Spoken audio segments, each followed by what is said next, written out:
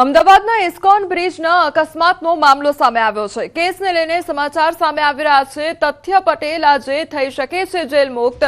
Supreme કોર્ટે 1 કરોડના bond સાથે મંજૂર કર્યા છે જામીન। ત્યારે ટ્રાયલ કોર્ટમાં તથ્ય પટેલના વકીલે 1 કરોડ ભરવા માંગ્યો છે સમય। ત્યારે ટ્રાયલ કોર્ટ દ્વારા બીડું તૈયાર કરી આપ્યા બાદ થઈ શકે છે તે જેલ મુક્ત। તે અંગેના સમાચાર સામે આવી રહ્યા છે।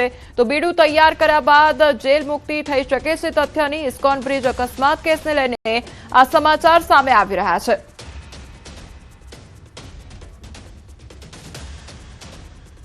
સમાચારમાં આગળ વાત કરીશું દૂષિત પાણીથી રોગચાળો તેના વિશે।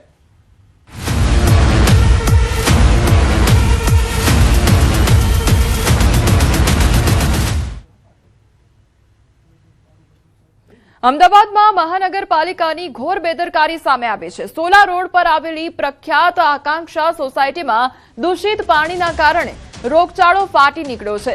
પીવાના પાણીની લાઇનમાં ડ્રેનેજ લાઇનનું ગંદુ પાણી ભળી જતા સોસાયટીના લોકોને ઝાડા ઉલટીની અસર થઈ છે। સ્થાનિકોના દાવા અનુસાર આશરે 2500 થી વધુ લોકોની વસ્તી ધરાવતી આ સોસાયટીમાં 700 જેટલા લોકોને ઝેરી પાણીની અસર થઈ છે, જેમાંથી 50 થી વધુ લોકોની હાલત બગડતા તેમને તાત્કાલિક હોસ્પિટલમાં દાખલ કરવા પડ્યા છે। ઘટનાની ગંભીરતા જોતા જ અમદાવાદ મ્યુનિસિપલ કોર્પોરેશનના આરોગ્ય વિભાગ અને ઇજનેર તંત્રના ઉચ્ચ અધિકારીઓ ઘટનાસ્થળે દોડી આવ્યા અને તપાસનો ધમધમાટ શરૂ કર્યો।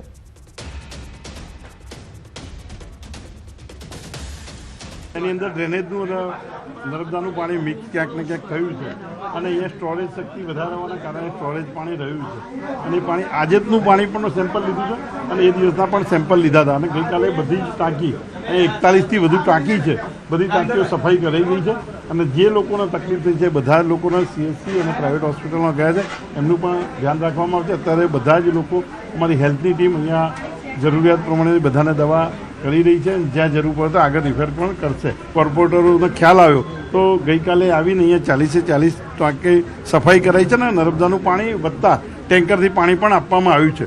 જે લોકોની બેદરકારી છે એમના સામે અમારા એન્જિનિયરિંગ વિભાગ દ્વારા તપાસ કરીને આગળનું કાર્યવાહી ઘરે એટલી બધી પરિસ્થિતિ ખરાબ છે કે ગઈકાલે મારી પણ પોતાની તબિયત એટલી બધી ખરાબ થઈ ગઈ કે મારે દવાખાને પલાને દવાખાને લઈ ગયા મને અને ચાળા પણ એટલા બધા થઈ ગયા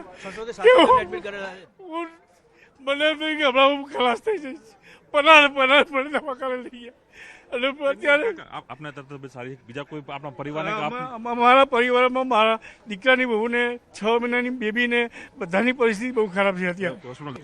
મારા મિસિસને આ 3-4 દિવસ પહેલાં થયું હતું અને પાણીનું લીકેજ ચાલુ ફાટક પાસે પાણીની અને ગટરની બંને મિક્સ થઈ ગઈ હતી। એના અમે ફોટા પાડેલા છે અને કોર્પોરેટરને અમે આપેલું છે અને પાણી 3-4 દિવસથી ગંદુ પાણી મારા મિસિસને ઓલરેડી દવાખાને એડમિટ કરેલા જ છે, હાલમાં બી એડમિટ જ છે અત્યારે અને કેટલા ટાઈમથી પ્રોબ્લેમ છે। અત્યારે 400-500 માણસ અત્યારે સોસાયટીમાં બધા અલગ અલગ જગ્યાએ એડમિટ કરેલા છે અત્યારે અને એક ઘરની અંદર 5 થી 7 વ્યક્તિ રહેતા હોય છે। અચ્છા, હા, એટલે 1500 થી 2000 માણસનું પરિવાર છે અહીંયા।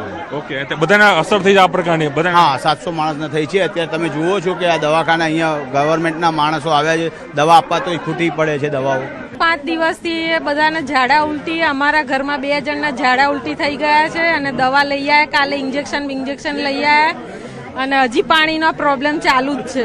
ઓકે, તો એમસી શું જવાબ કે આપે છે કે તો એમસી વાળા કઈ હજી કશું કોઈ કર્યું નથી।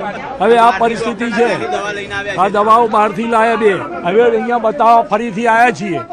સવારથી ORS લાઈન પીવાની ચાલુ કરી છે। શુક્રવાર રાત્રે પાણી પીવાનું અને ગટરનું પાણીના કનેક્શનો ભેગા થઈ જવાથી આકાંક્ષા, નવરત્ન, સુધારા, વંદે માતરમ અમારા એરિયાની ઓછામાં ઓછી 7 થી 8 સોસાયટીઓમાં ભયંકર પરિસ્થિતિ પાણીની થઈ છે। 2 દિવસથી હેરાન થયા।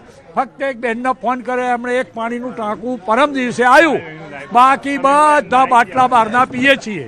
અમદાવાદના સોલા વિસ્તારમાં આવેલી આકાંક્ષા સોસાયટીની અંદર અનેક લોકોને ઝાડા ઉલટીના કેસ નોંધ્યા, તેના કારણે હડકંપ મચી ગયો અને માની રહ્યું છે કે અમદાવાદના થલતે અર્બન સેન્ટર ઉપર 2 જે લોકો છે તેને હાલ દાખલ પણ કરવામાં આવી રહ્યા છે, કારણ કે એ સંખ્યા પણ વધી પણ શકે છે। પરંતુ હાલ એએમસીની જે આરોગ્ય વિભાગની ટીમ છે તે આકાંક્ષા સોસાયટીમાં પણ પહોંચી છે અને સાથે જ અહીં જે કહી શકાય કે લોકોને પણ દાખલ કરવામાં આવી રહ્યા છે। જોઈ શકો છો બંને લોકો દાખલ કરવામાં આવે છે। ક્યારે આ ઘટના આપણે બની હતી અને શું થઈ રહ્યું હતું, કેમ ખબર પડી કે આપણે ઝાડા ઉલટી થયા છે? મને પેટમાં બહુ જ ચૂંક આવે અને આમ દુખાવો થાય એવું થાય ત્યાં સુધી મને પહેલાં ના થયું. પછી જ્યારે એકદમ પેલી ઝાડા થવા માંડ્યા ને 5 વાગે તો કન્ટિન્યુઅસ ઝાડા રાતના 9 વાગ્યા સુધી મને 11 વખત ગઈ હતી. અને આજે સવારે વહેલા ઉઠી 6 વાગ્યાની તો હું 7 વખત ગઈ. એટલે ટૂંકમાં અશક્તિ જેવું શરીરમાં આવી ગયું. એટલે મને ગભરામણ થાય, રહેવાય નહીં, આમ છાતીમાં દુખે, પરસેવો થાય, મને એવું થઈ ગયું. ત્યાં શું કારણ શું થયું? પાણી ખરાબ આવ્યું હતું? પાણીના હિસાબે જ થયું છે આ બધું. પાણી જ ખરાબ આવ્યું છે. પાણી ખરાબ આવ્યું છે. બીજા પણ જોડાયા છે, વાત કરશું તેમની સાથે જ. આપને ક્યારે ખબર પડી કે આ પાણી જે મિક્સ થયું છે અને આપણે ઝાડા ઉલટી થયા છે અને આપણી આસપાસના લોકોને પણ શું સ્થિતિ છે ત્યાં? અમારે રવિવારે મારા સાસુ છે 90 વર્ષના, એમને થઈ ગયા પહેલાં ડાયરિયા, બહુ જ સખત થયા. પછી મારા મિસ્ટર ન થયા, પછી મને થયા. કાલે 5 વાગે મને બહુ જ ડાયરિયા થઈ ગયા અને વોમિટો. એટલે પછી મને બહુ બીક લાગતી હતી, કંઈ ખાધું નહીં, ખાવું તો વોમિટ થશે તો. અને બહુ જ ખરાબ પાણી આવતું, વાસ એટલી આવતી હતી ગટરની, આપણને આમ નહીએ ને તોય બહુ ખરાબ વાસ આવતી હતી. એટલે આ ક્યારથી, રવિવારથી આ પ્રકારનું પાણી તમારે જે? અમે બહારથી બોટલો મંગાવતા હતા, અમને ખબર પડી ને કે આવું થયું છે તો અમે બહારથી બોટલો પીતા હતા બધા. કેટલા લોકોને અસર તમારા આસપાસના લોકોને થઈ છે?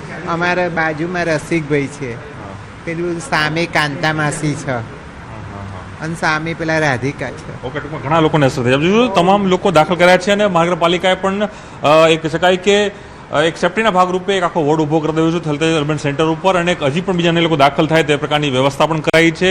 અને સાબદુ મહાનગરપાલિકાનું આરોગ્ય વિભાગ છે તે બન્યું છે. દ્રશ્યમાં જોઈ શકાય છે કે આખી જે વ્યવસ્થા એએમસીના આરોગ્ય વિભાગે ઊભી કરી દીધી છે.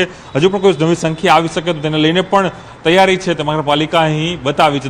જોઈ શકાય છે કે આખો બેડ છે, આખો વોર્ડ છે તે ઊભો કરી દેવામાં આવ્યો છે અને માની રહ્યું છે કે 40થી પણ વધુ જે લોકો હતા તેઓનો ત્યાં જ સારો આપવામાં રહેશે, પણ જો વધુ કોઈ ગંભીર હશે તેઓને અહીં અર્બન સેન્ટર પર લાવવાની પણ તૈયારી છે મહાનગરપાલિકા અહીં કરી દીધી છે. કેમેરા ક્ષણિક મહેતા સાથે પ્રણવ પટેલ, ન્યૂઝ 18 અમદાવાદ.